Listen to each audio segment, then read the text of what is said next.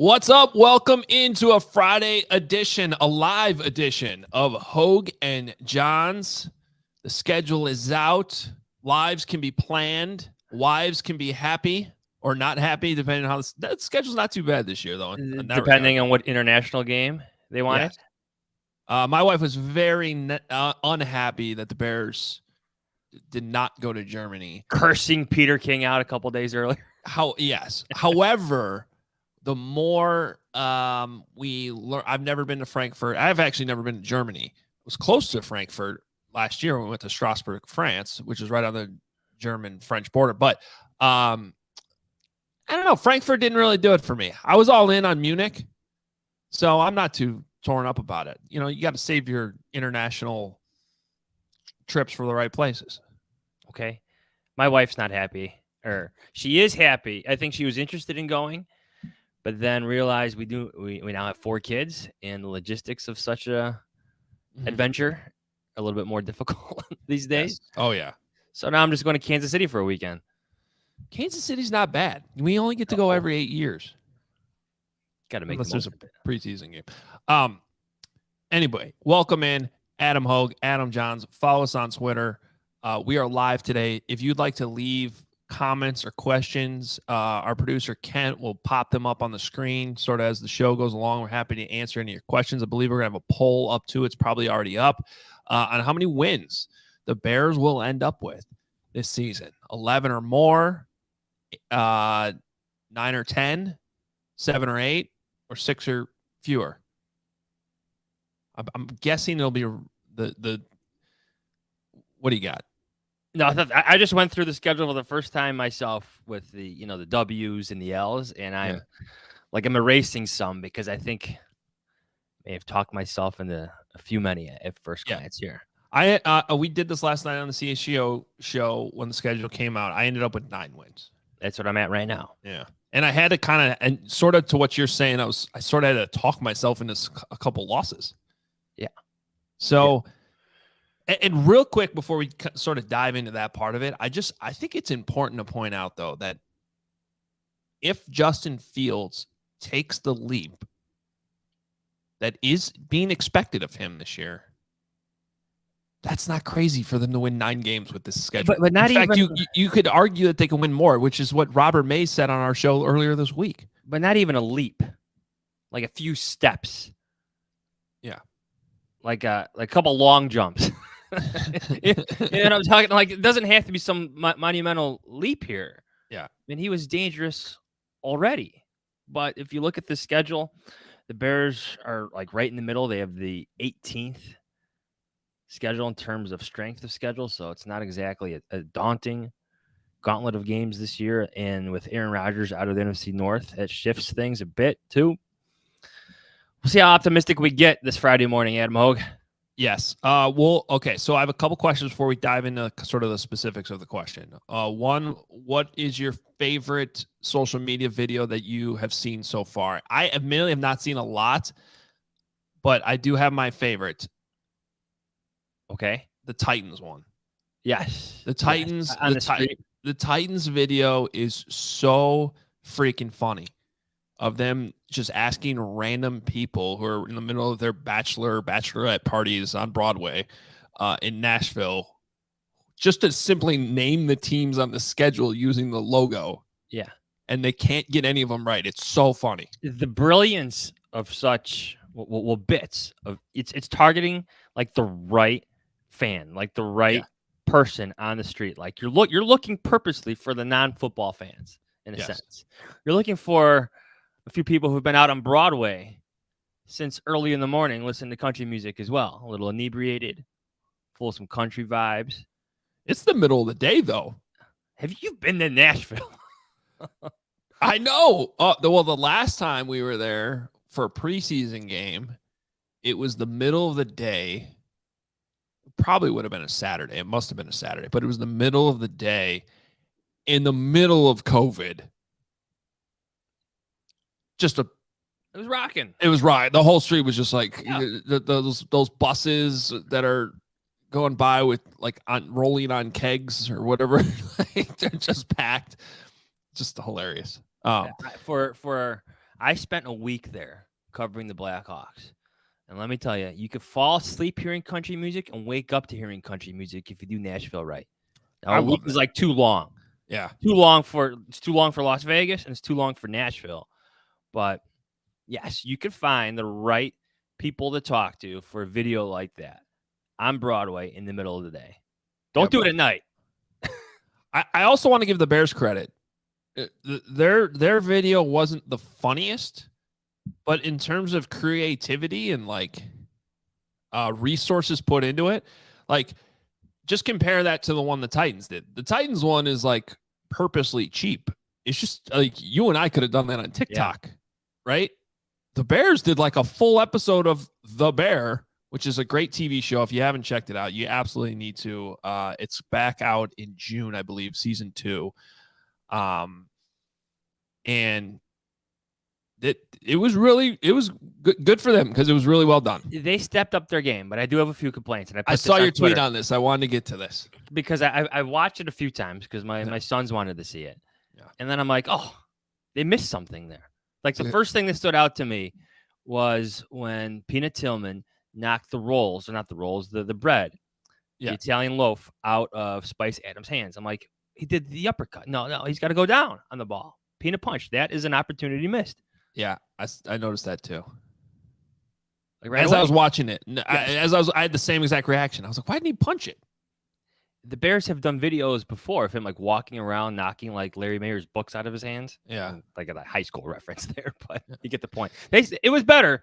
I can't even remember what they did last year, but this was a lot better. But I'm nitpicking now.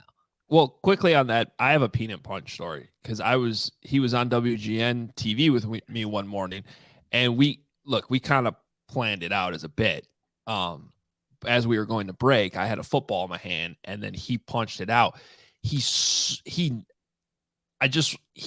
of missed the ball though, and got a little bit of me. And if you watch very closely, you can see me grimace because let me tell you something about that peanut punch. He punches freaking hard. It's a punch. And I was like, oh, that didn't feel good. It's a punch. Yeah.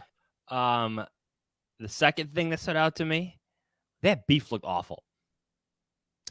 Yeah, well, I don't think they were really like, it looked like the actual set of the show, by the way. I don't know if it was. I think they're actually at a Mr. Beef in Chicago. Okay, I mean, and I don't know the specifics of that. I mean, I know they filmed the outside scenes of that show are at that iconic location on Orleans. I would assume they don't do the inside scenes in there, but I guess I don't really know off the top of my head. But my favorite part or my favorite gripe that you had was something that it's like nails on the chalkboard. When Patrick Scales calls the Kennedy 90. Yeah. That was it. Otherwise, it was a great reference because trust me, as somebody that's driving downtown most days right now, dealing with that awful Kennedy construction, I appreciated that was included in the video. But yeah, you got to call it the Kennedy. It's the details, isn't it? Yeah. As a writer who obsesses over little details that make stories stronger, that was it for me. But they did a fantastic job. It was better than last year. I can't remember the video they did last year. Can you? I actually cannot. Did they do one? I remember last year was like the explosion of them, right? And then ESPN did a big report on them before the schedule release this year, and they weren't mentioned at all. Yeah, it's been gradually building. The last few years have been bigger and bigger. The Chargers always nail it. I have not been able to watch the Chargers video yet. Well, they got the Bears good.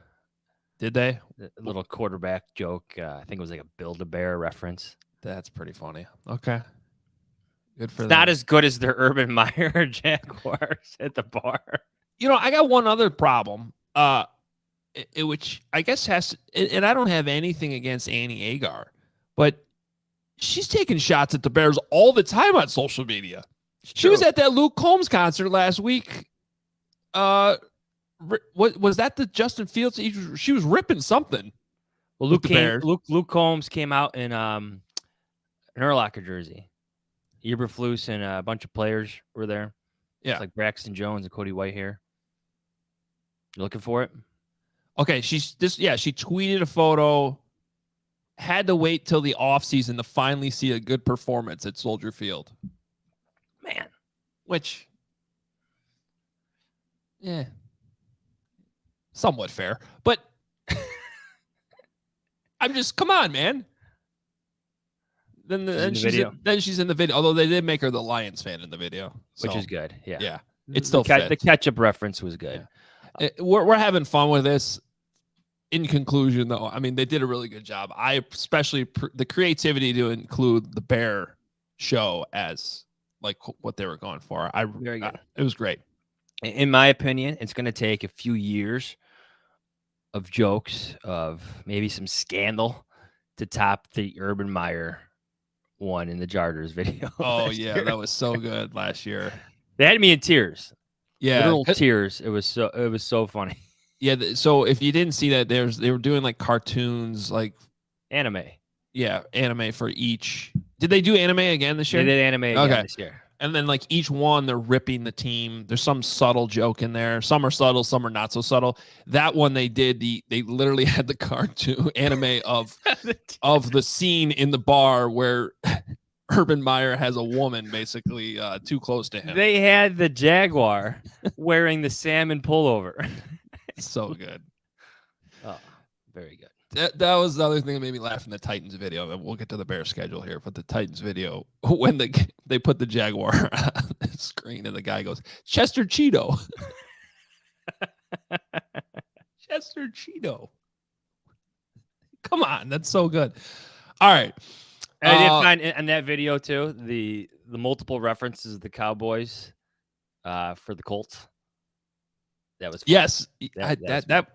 That one surprised me, and then they had multiple people confuse the Cowboys and Colts. So, all right. The other thing I like to do with the schedule is, let's be honest, we're trying to plan our lives, and selfish observations. A lot of these apply to the fans too. But so you end up with a Christmas Eve game at 3:25. Not ideal. Could have gone for a noon game that day. Yes. Right? But it's not a night. It's not a primetime game. True. And so, and then, I'm sorry, on New Year's Eve too, they play at noon at home, which that's fine. It's better than being in Minneapolis. Yeah. And I like Minneapolis, but we spent a few New Years in that Marriott lobby. Yeah. Not to get too sentimental, but I kind of have some fond memories of hanging out with JD, though. JD there? Yeah, and his family. And so I kind of look back on those as okay. But yeah, I mean, point taken. Last year in Detroit in a hotel bar, watching the Ohio State-Georgia game, and the bartender kept warning us. He's like, when that clock hits midnight, this bar is shutting down. And they were literally like, I don't know if you remember that game, but the game-winning field goal was hit like as the clock was hitting midnight. And then it was like, seriously, game over, TV's off, get out of here. I was like, what the hell? Go to your rooms. It was unbelievable. So yeah, that's how that was New Year's. Selfishly, you're looking at Kansas City in September. It's going to be really nice. That's nice. You're looking at New Orleans in November. Shouldn't be that humid. Got to go in early, too, for that Saturday. Speaking of JD, last time we were in New Orleans and really had a great time. Maybe too good of a time. I made reference to that last night. The most hungover I've ever seen a press box in my life. That was... So let me tell you guys a story about New Orleans and their press box. It is so cold, but I think it's purposely cold to keep the reporters awake because we're so hungover from the night before, at least the visiting reporters. Great food, great town. So selfishly looking at that, LA in October, October as well, the weekend before that. So those trips stand out to me. In Cleveland and what's that? Mid-December. It's fine. I don't like Green Bay in the dead of winter in January. Let's say that. It's going to be... A bad drive. Well, look, as from looking at it from my sideline reporter days, you immediately start looking at the weather. And if I was new sideline reporter Jason McKee, I don't like this last 5 weeks of the season. No. Starting December 10th, at home against Detroit, at Cleveland, at home, at Green Bay. I mean, there's no relief. Did you see the Minnesota Vikings don't play a cold weather game? Really? They do not play a cold weather game because obviously they have a dome, and then their road trips in December are all to warm places. Or to Detroit because Detroit has a dome. Which could work against them in a sense if it's that much of a difference. But they're a team just bound for regression. But, yeah, it looks like the schedule makers threw them some favors. I agree. Also, we are expecting the Bears to practice against the Indianapolis Colts. In the preseason. Correct. So that's the one road game of the preseason. And we are expecting those to be joint practices with the Colts. In terms of convenience, in terms of a solid town to go to, Indy's not bad. I really loved that year, though. We did those podcasts from Denver. And we got gypped because they were supposed to go back to Denver in 2020. And obviously that got canceled because of COVID. Yeah. And I still feel like they owe us some Broncos-Bears joint practices. We've been to Indianapolis before for joint practices. Yes, we used to have to. They had this square piece of cement where we could stand and not exactly observe practices. Denver, you could observe practice. You can move around a bit, sideline to sideline. There's a hill if you wanted it. Denver was great. They made our own little media room for us, or Denver did, in that conference room. We had desks and lunches. Chick-fil-A, I believe, was delivered to us in Denver. So, top-notch operation there. They treated us like we were gods in Denver. I mean, they were. And remember they had that whole Radio Row set up?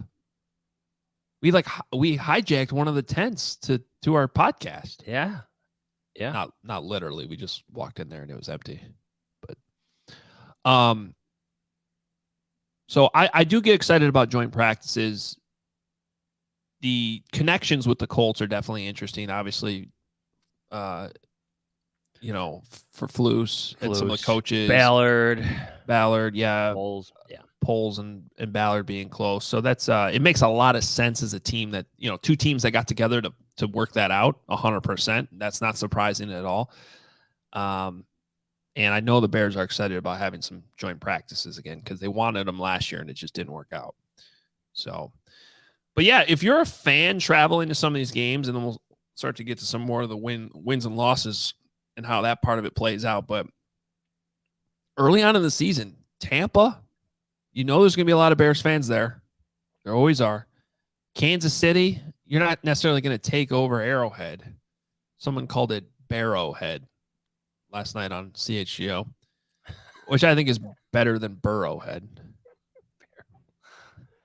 Yeah, not happening. You don't like that one? No. It's still a great trip. I'd highly recommend it, especially with it being a September game. It's going to be nice. It could be hot, actually, still. And that's a late afternoon. So 2 of the first 3 games are in that late afternoon Fox window. And that's somewhat of a shift. I don't know if you guys know this or how much people pay attention to this, but that's been Aaron Rodgers' time slot. Every year the Packers schedule comes out, you look at their home games, especially, and it's like all 3:25 games, while the Bears usually play at noon. And so I found that a little interesting that the Bears were handed 3 separate 3:25 games on the schedule. Now, one of them's against the Packers, but the Packers have fewer of those games with Rodgers now in New York.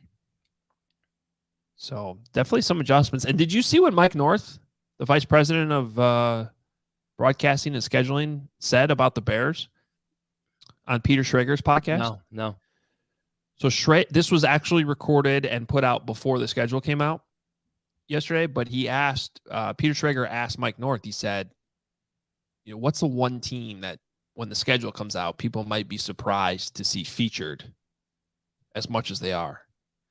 And he said the Bears. But are you surprised by that?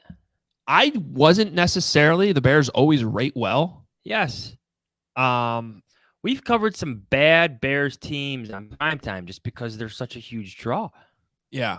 But I think Mike was going off of the fact, they only won 3 games last year. People are going to be like, why are the Bears here? And he kind of went into it and he's like, but look, Justin Fields was already exciting to watch last year. And everyone's talking about how much better he is already. These are all things Mike North said. And then the best part was at the end, he was like, I hope they're good. So, they're betting on the Bears. It almost doesn't matter, though. This is where I want to, get on my soapbox and just the Bears are the Bears. Yeah. They're the largest draw in football, even when they stink. They travel well. Fans tune in. There's Bears fans across the world. They don't share the market with anybody. You still don't want them you want them playing, but I think the schedule sets them up to be playing relevant games. So they have a primetime game in every month. Well, technically not September, but they have 2 325 games in September that are still nationally televised windows. And then you get to that bye week after that Monday nighter in Minnesota. And those last 5 games, now they're not necessarily against opponents you'd probably want to flex. But if the Lions are what the Lions are supposed to be, that would be a candidate that could be flexed. If the Browns rebound and Deshaun Watson's better, I don't know how much the NFL is going to want to actually that game feature could be that. That game could be on Saturday, right? Yeah, that one's the TBD game that doesn't have a date on it. But that could be like your Saturday night game or something like that. I don't think Cardinals-Falcons would get flex. And for that Packers game at the end of the year to be a night game, basically the division or playoff spot would have to be on the line there. Which is possible. Which is, I guess, possible. So one of the teams. Yeah. I was going to say. So.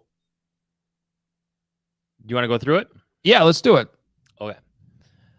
Sunday, September 10th, Packers, 3:25 p.m. Fox. I got them with a win. Jordan Love era begins. If it's not a win, oh boy, not good. But the Bears should be the superior team. They got the better quarterback. Right? We can agree on that? I mean, I think so, yeah. We've been pretty vocal about that on the show, about the Hoge Jahns podcast is definitely in one camp when it comes to Jordan Love. But also the reality is we have not seen a whole lot of him. So, but it's kind of like Trey Lance last year in week 1. And we were right in our analysis on that one. Even if Trey Lance goes on to, this is what we said, if Trey Lance goes on to have like an amazing breakout year, it's still, he's so inexperienced, hasn't played a lot of football. And you're going to trust Justin Fields to be the better quarterback in that spot, especially now going into year 2 of this offense for Justin Fields. Regardless, Johns, I love that this is the first game of the season. Yeah, I think it's a statement. I don't mean to like blow it out of proportion for a bunch of players that haven't necessarily been a part of this rivalry for that long.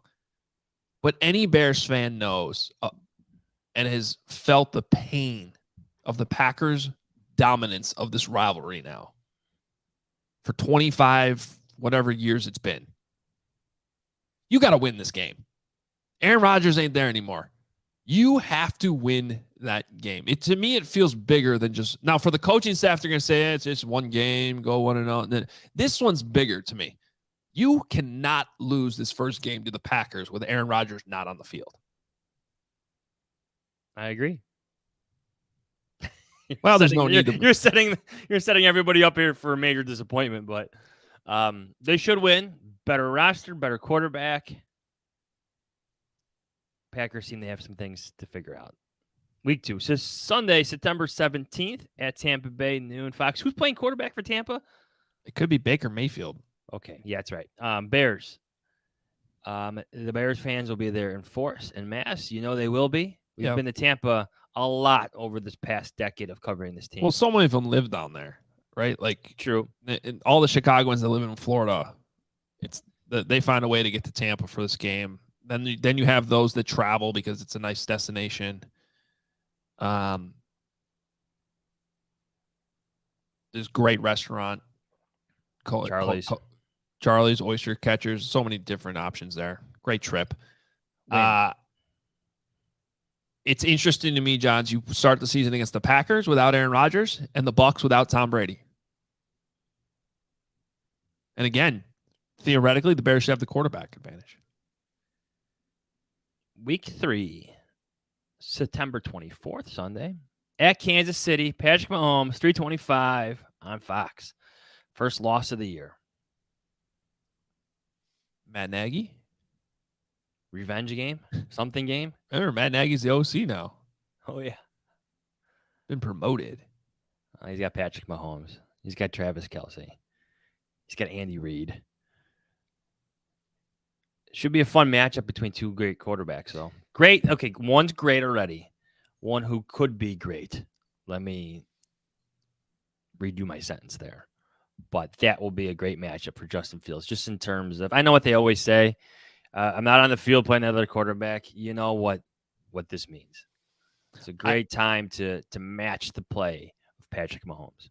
I don't know if there's early lines on these games yet. I would guess the Chiefs are 7.5-point favorites. Yeah.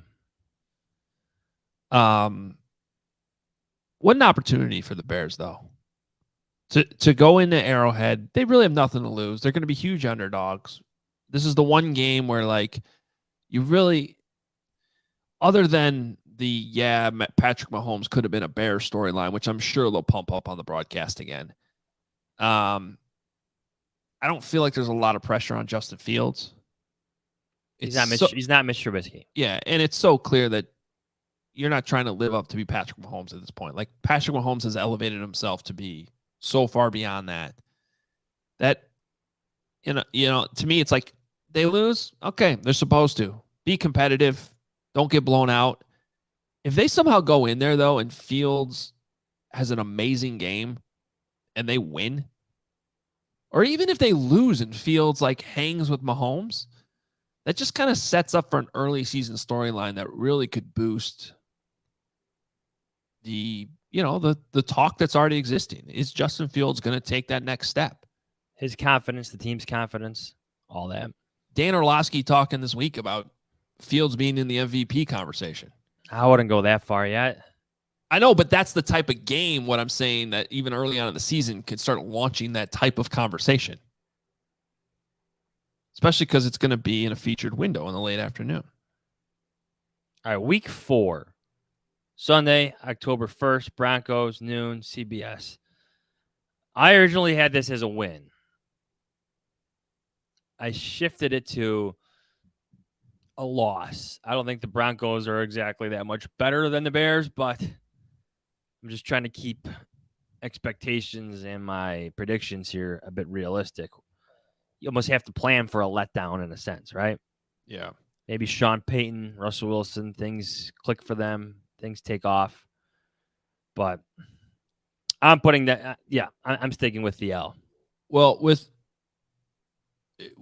one thing we've learned doing this for as many years as we have is we're having fun right now picking these games. So much is going to change between now and when the games get played, right? But that being said, there's really only 2 games on the schedule that I really felt like were hard to figure out. Like, really figure out what those opponents are going to be for the Bears. One was the Browns, because the Browns roster is still good enough that if Deshaun Watson gets his shit together, they could be solid. Or that could be headed for disaster. But the other one was this Broncos game. Because as bad as Russell Wilson was last year, you got to think that there's some, like, he can't be that bad again. You could use the same description you just used for Deshaun Watson. If Russell Wilson gets his shit together, they should be okay. Yeah. He's not that bad. Not as bad as he was last year. And then Sean Payton's there, and you got to think that the Broncos are going to be more competitive and especially better to consume offensively. Because last year it was just impossible. By the way, Bears are a 2.5-point favorite against the Green Bay Packers in Week 1. Sounds about right. Yeah. This was another one that I struggled to pick a little bit. Thursday, October 5th. I'm sorry, I got more. You got more? 1.5-point favorites against the Bucs in Week 2. How far does this go? Does that sound about right? 1.5 on the road. Ooh, they're 9.5-point underdogs against the Chiefs in Week 3. 9.5. You know, when you first mentioned the line, 10 popped in my head, but then you talked me into the touchdown. Yeah, well, touchdown on the hook and the extra point. 1.5-point underdogs at home to the Broncos. Ooh, I don't like that one. So that kind of well, you picked the Broncos to win. I didn't like it. All right, I'll update these as we go through now. So we're on to Week 5, a Thursday nighter. October 5th at Washington, 7:15, Amazon Prime. Who's the starting quarterback for the Commanders? Aren't they rolling it back with Sam Howell? I think so. Let's see who their other options are, though. This is what I said on our previous podcast with Robert Mays. When you're going through these, eventually you go to quarterback versus quarterback, and you pick the better quarterback. I love looking at it that way. We have Sam Howell, backup, which is actually, I like this backup pickup that the Commanders did. Jacoby Brissett. Oh, he might play a lot. Jake Fromm, who I used to one-time love as a... Basically, he's become what I... One-time love? What are you talking about? Well, with Jake Fromm, I said, basically, this guy will be in the league for a long time in a quarterback room, never playing. Isn't he the year 4 at Georgia? He's the quarterback at Georgia who was ahead of Justin Fields, right? Yeah. Why Justin Fields transferred. And it's got to be what, year 2 or year 3 for him? I don't know. Regardless. What's the line on that one? That one, the Bears are a 1.5-point underdog. I'm picking the Bears. A little surprising. I would pick the Bears in that game. Sunday, October 15th, Vikings, noon, Fox. Home game against the Vikings. I went with the loss, even though I have the Vikings as the team that's going to regress in this division. Trying to be realistic. Trying to temper some expectation here. Yeah, the way I kind of did this with the Vikings games is because I too think the Vikings are going to regress. I don't think that they're going to be a pushover, though. I just think they're going to lose a lot of the games that they somehow pulled out of their ass last year. And there were so many of those games. It's just normal regression. I have them splitting the games against the Vikings. That's like kind of how I look at it. Yeah, that's. And I don't know which one's going to be which. By the way, the Vikings are a 1-point favorite in that game right now. So you're seeing a lot of these lines. Every line that we've looked at, besides the Chiefs game, has been within a field goal, and the last 3 have been under 2 points. It's close games. It's a lot. It's different than last year, where the spreads were a little bit larger, right? Got another one here with the Raiders game. Noon on October 22nd. 1-point spread. See, I went... Bears are favored. Yeah, I went with the W here. Jimmy Garoppolo. I don't think the Raiders are just... They're not good. It's not a good roster. I think Jimmy Garoppolo is actually a more than competent quarterback, but I don't think it's a good team. Yeah.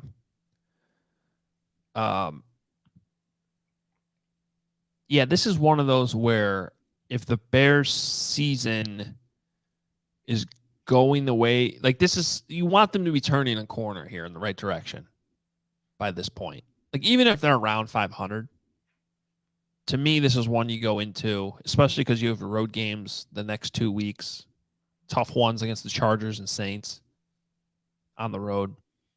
You want to win this game against the Raiders. Let me read you something from our Raiders writer, Tashawn Reed.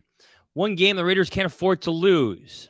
At Bears, Week 7. The Bears own the number 1 pick before trading it to the Panthers this offseason for good reason. They stink.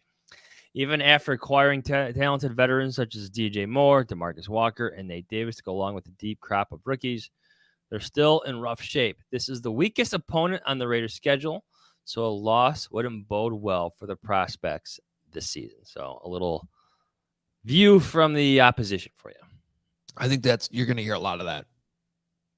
And I think this is definitely going to be one of those years where the excitement inside the Chicago area is not replicated by national reporters, analysts around the league, except you're going to have some that come in like Dan Orlovsky.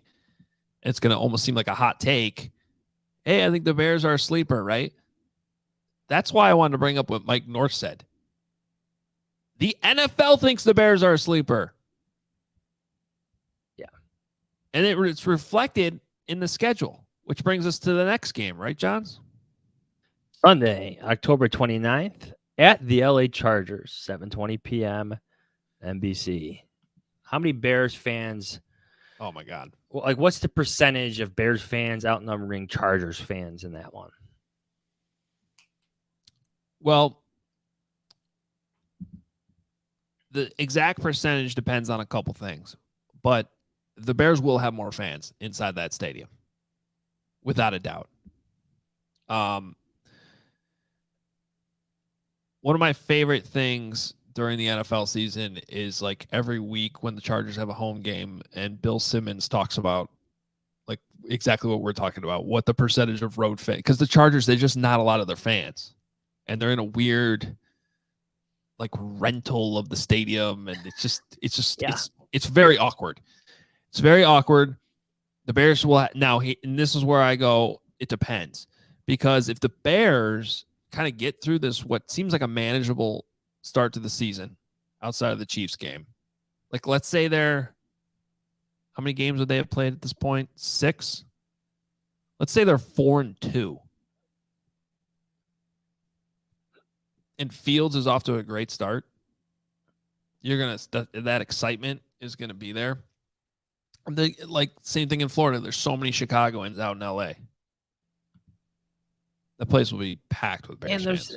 There's going to be Bears fans that travel there. Of course. There's so many travel options this year, though.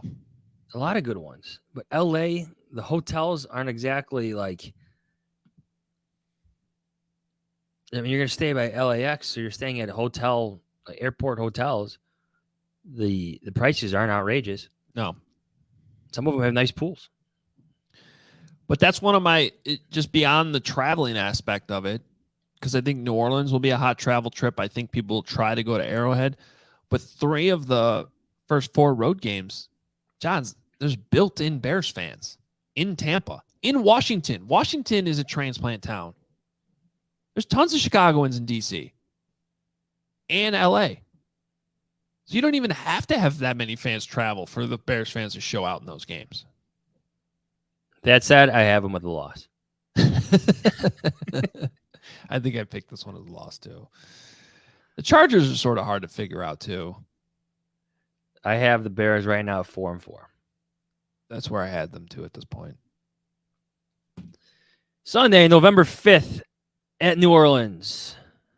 Noon, CBS. Derek Carr. Getting a lot of new-look quarterbacks. Yeah. In these matchups. One in the week after this, too. I have the Bears with a win in this one. Okay. Is there a line? Sorry. Zach in the comment section agrees with me. My phone locked up. Let's see as we scroll down. Come on. Oh, by the way, Bears are a 5.5-point underdogs to the Chargers. So that's the second biggest line. And then they're 2-point underdogs to the Saints. Okay. Yeah, I like their chances better against the Saints in this one. If I'm picking between the Chargers and Saints in terms of the odds of winning, I'm going with the Saints game. Yep. Okay. And then there's a couple of games, speaking to your question you brought up earlier, like which are the ones that the Bears cannot afford to lose? This next game I would probably put in that category. Thursday, November 9th, Panthers, 7:15 p.m., Amazon Prime. Now, it gets a little wonky because it's a Thursday game. The Bears do have 2 quick Sunday to Thursday situations. I'm very interested to hear what Ryan Poles and Matt Eberflus have to say about that. But still an opponent you should beat, in my opinion. The Bears are only a 2-point favorite in this game against Bryce Young and the Carolina Panthers. Or are they going to play Andy Dalton? No, instead of their first round quarterback. Where have we heard that storyline before? Yeah, he's gonna be done in week 5. I think Bryce Young starts the season. Starts the season? I think so. Okay. Come on. First overall pick. I actually hope so. He's probably one of the most ready quarterbacks that has ever come out of college. Like, my knock on him is nothing to have to do with his processing already is NFL ready. As long as he understands the offense and what to do, which he should be able to do because he's Bryce Young. My only concern with him is staying healthy. I think he starts week 1. I would love to see it because I get the idea that some quarterbacks require time. I get the veteran mentorship, but like, I don't think he needs time. Can we just stop with like that? Like, the odds say the rookie's going to play at some point. That this experiment, like, there's not an ideal situation out there. There's been like one that's existed. Alex Smith on a pretty darn good Chiefs team with Patrick Mahomes, who required time, which had Andy Reid, which had Eric Bieniemy, which had Matt Nagy. Yes, young up and coming Matt Nagy, who's soon to become a head coach. Like, he just required time, and he had Alex Smith there playing at a Pro Bowl level. Well, and that's the thing, and it's not, and also most importantly, they were still winning games. None of these teams are winning games because they're always, when they're drafting quarterbacks, they usually suck. The Chiefs were in a rare spot where they were able to trade up as high as they did, and they were already good. It's just can't compare it to that situation. Like, no, Anthony Richardson, he needs time to sit.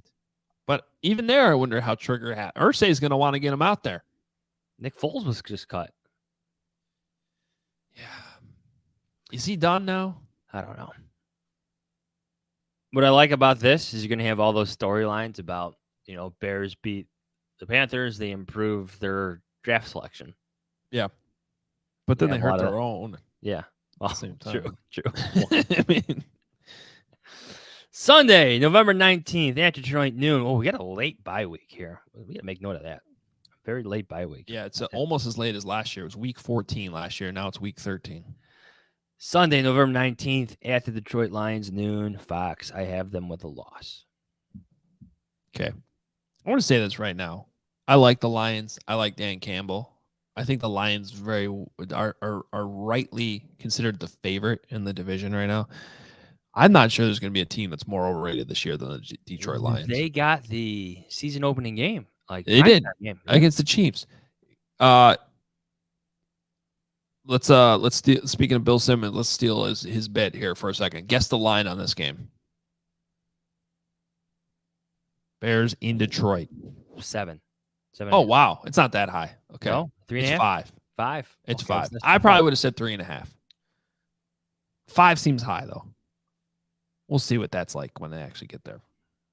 Interesting. Chip is bringing up the Phillip Rivers stat as a rookie, too. That was Drew Brees' like one of his best years, right? With the Chargers? Yes. That was his like first Pro Bowl year. Think about how far back you had to go to pull that, though. Yeah.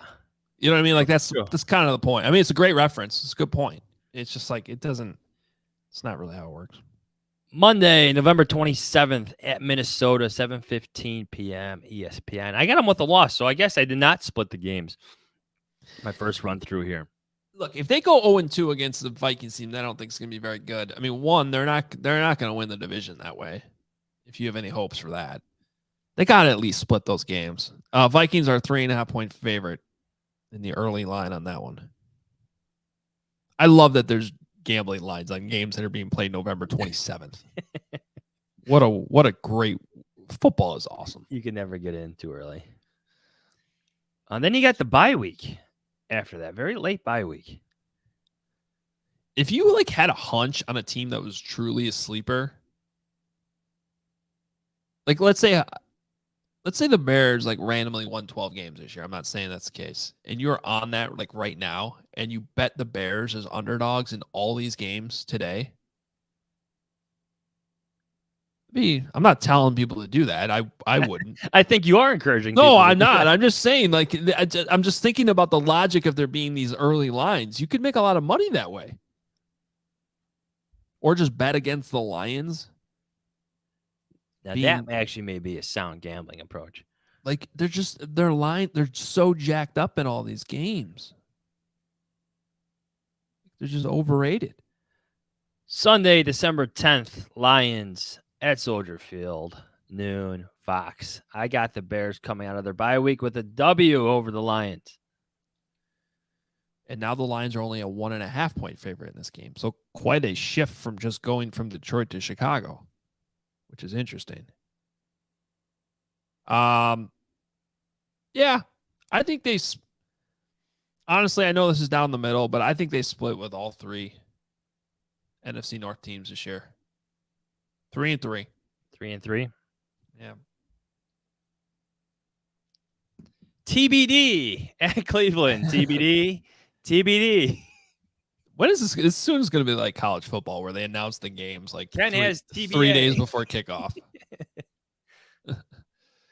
I put it as a loss.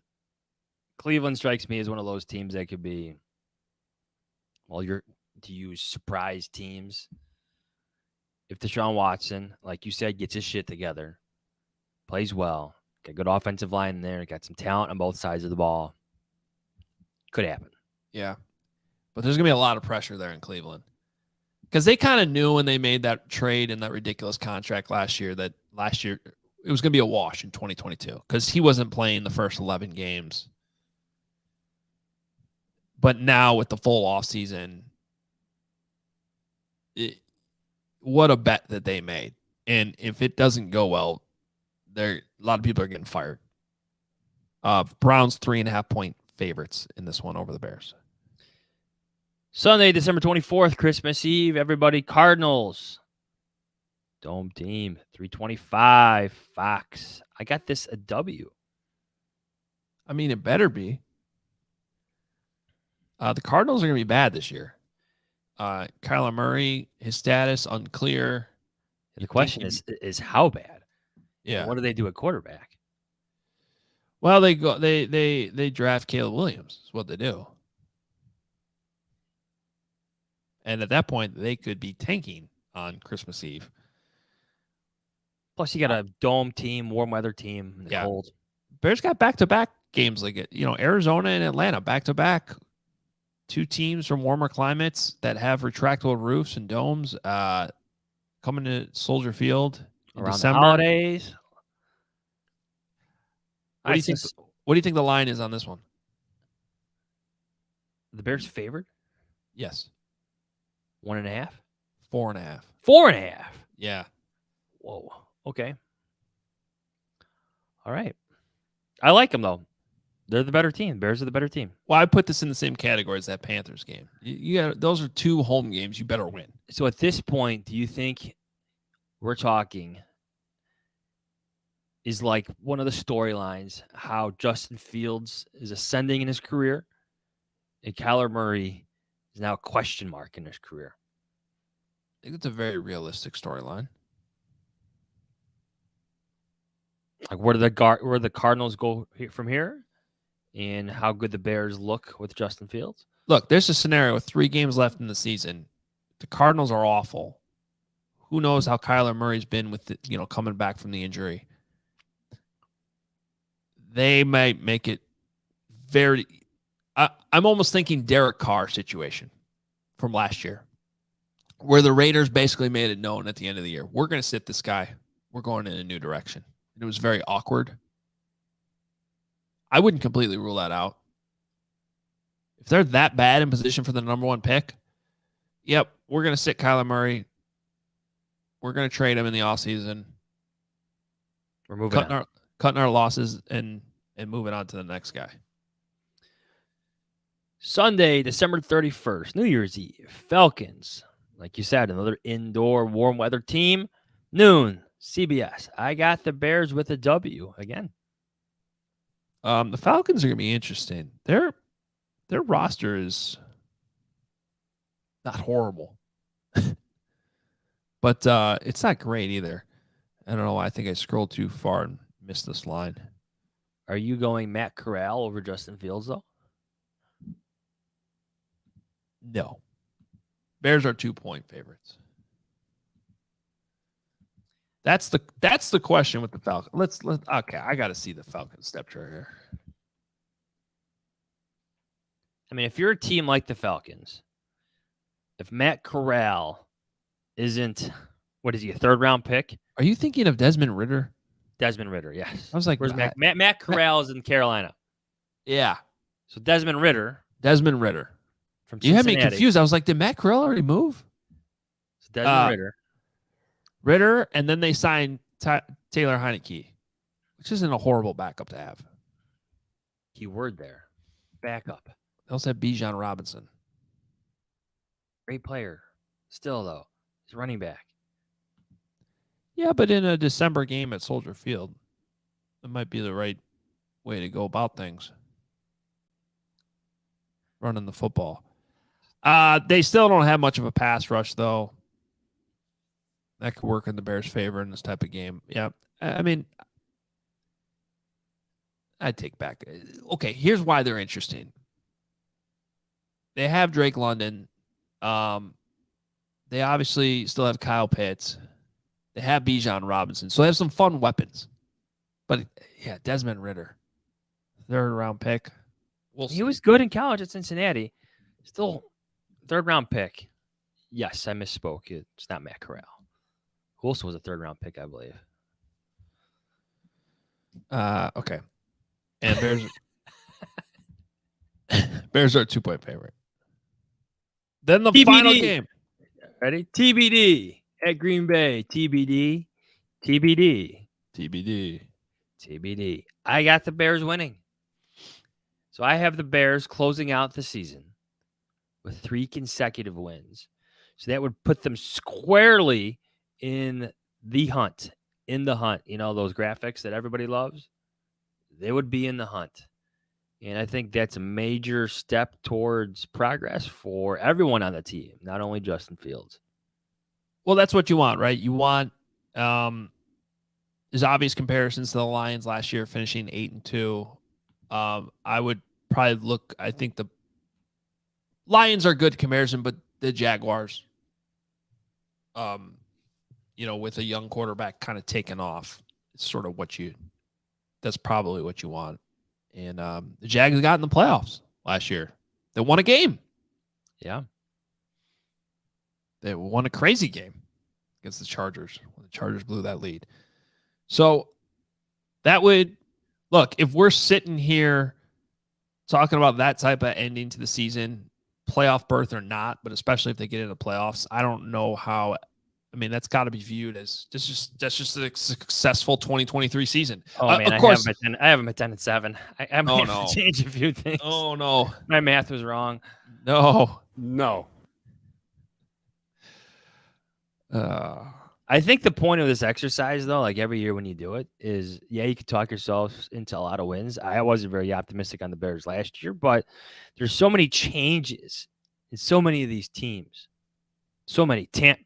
Just go through in terms of change, in terms of quarterback, Packers, Tampa Bay, Washington, Raiders, New Orleans.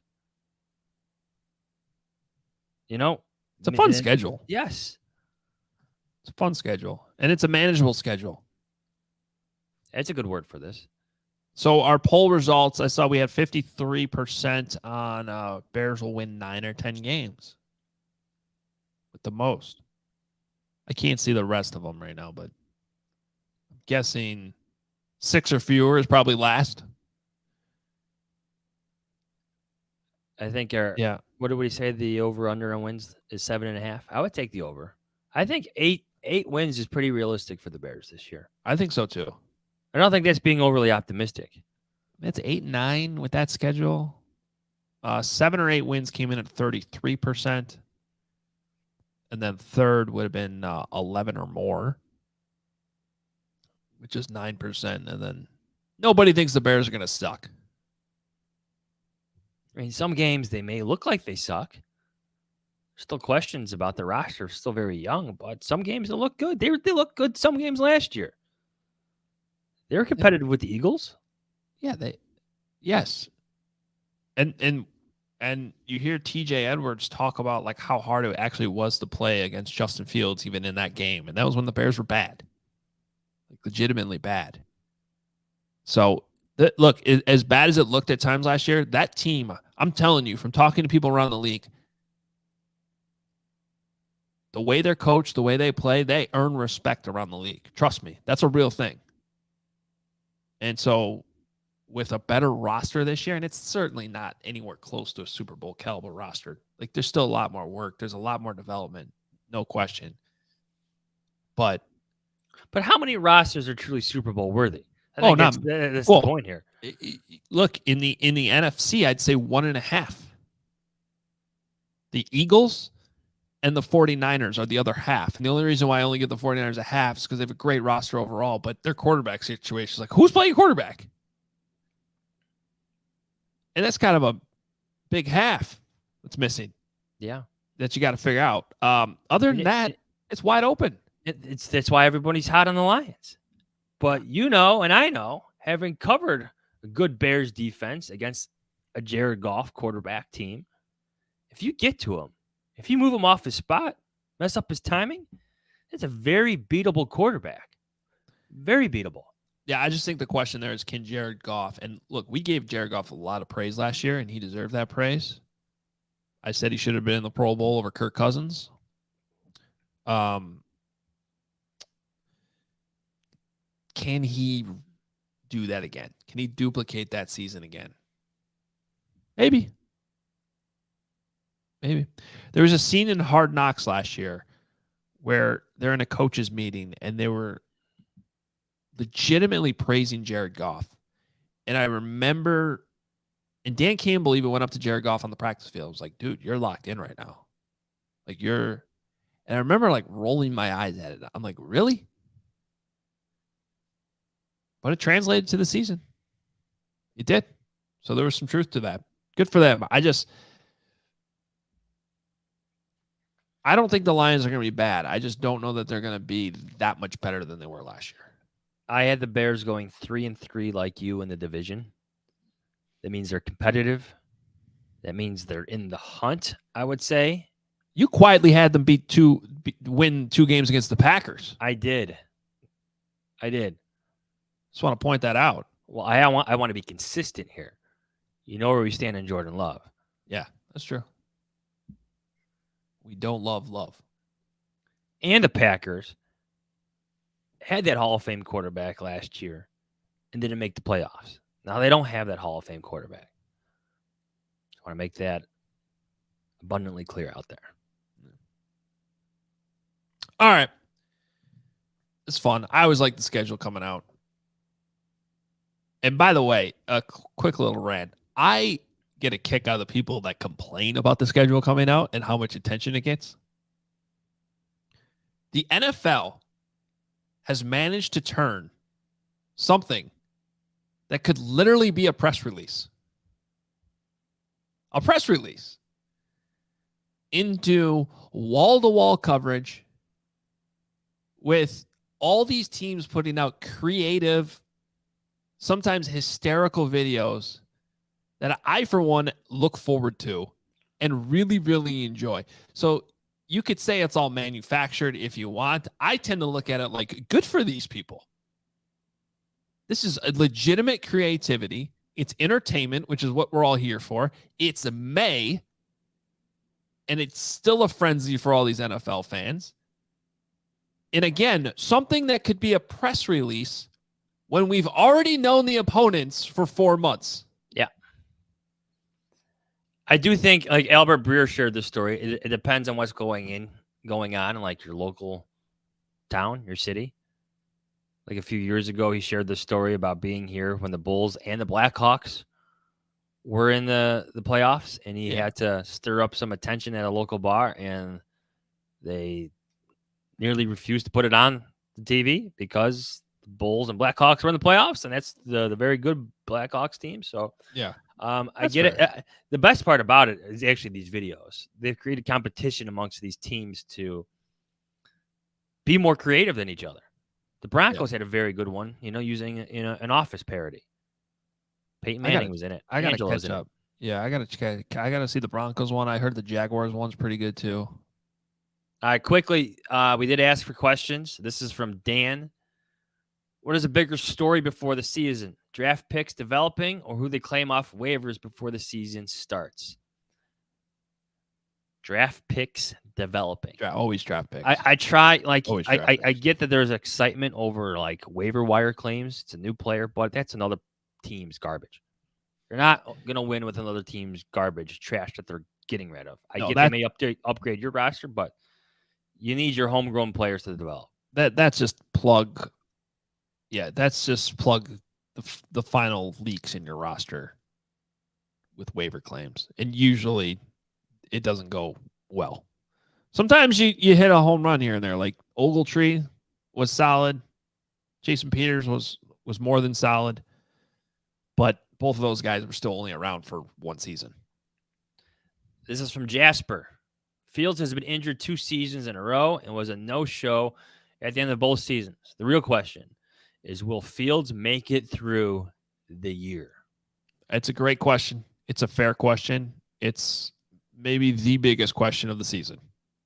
As much as his development, if his development is 1A, his health has to be 1B because they kind of go together. Yes. And how they're being used. And if he takes the strides in the passing game, then he should be exposed to fewer hits in dangerous situations. Because then when you run him, you can do it more in the way that they started to last year when they first got that thing going, which was on design runs that really kept him out of harm's way. Then they had to lean on it too much because there really wasn't a passing game.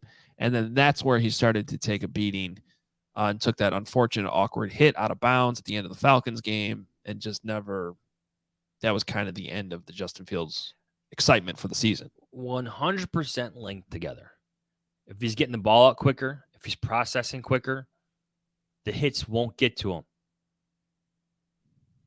He'll better protect himself with his own development. But also, can the NFL do a better job of protecting him? Yeah. Oh, yeah. You know what I'm getting at? Yeah, absolutely. Like there was you mentioned that Falcons hit. The one right after that where he's hitting the head? Yep. I thought they slightly got better with it at some point early in the season, and then they just went away with, like, I get it's a difficult job. It moves fast. You have a quarterback who's on the run. He's a big, strong runner, too. But some of those hits were high. There was some head contact there. You know what? I want to get to the point. Late. Yeah. I want to get to the point, Johns, where we're not watching a Monday night game between the Chiefs and the Chargers or whatever, and Mahomes gets a call, and every Bears fan watching, this kind of turned into a Twitter bit for me last year too, is just tweeting, Justin Fields wouldn't have gotten that call, right? Or you're watching the Jets in the first Monday night game of the season, and Aaron Rodgers gets a pinky put on his shoulder. Flag. Right? Like that, but I'm having fun with it, but at the same time, for real, like if we can get to that point where we're not watching other games across the league and we're seeing flags get thrown, we're like, oh, there's no way Fields would have gotten that call. Just consistency. We're looking for consistency. Yes. That'd be a welcome development this year. All right. In terms of questions, I think that's it. Cool. Fun show. Johnsy's got him going 10-7. I mean, I got him going 9-8. It's not like it's fun. We'll see. Best case, 10 wins. Worst case, 7 wins. All right. We're out of here. We're going to go enjoy the weekend. We'll be back Tuesday. Is Fishbane joining us Tuesday? I believe he is. And we're, I think, going to one episode next week. The off season is here. A little bit. Then OTA is the week after that, though. So we'll have you covered with everything that comes out of House Hall. We promise. But it is time to take a little bit of a break. And by break, we mean we'll still have an episode for you next week. We'll be here. We're here for you.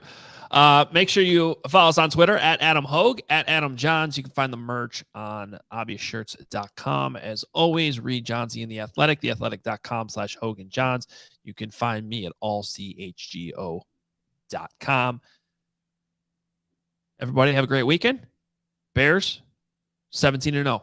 Talk to you Tuesday. See ya.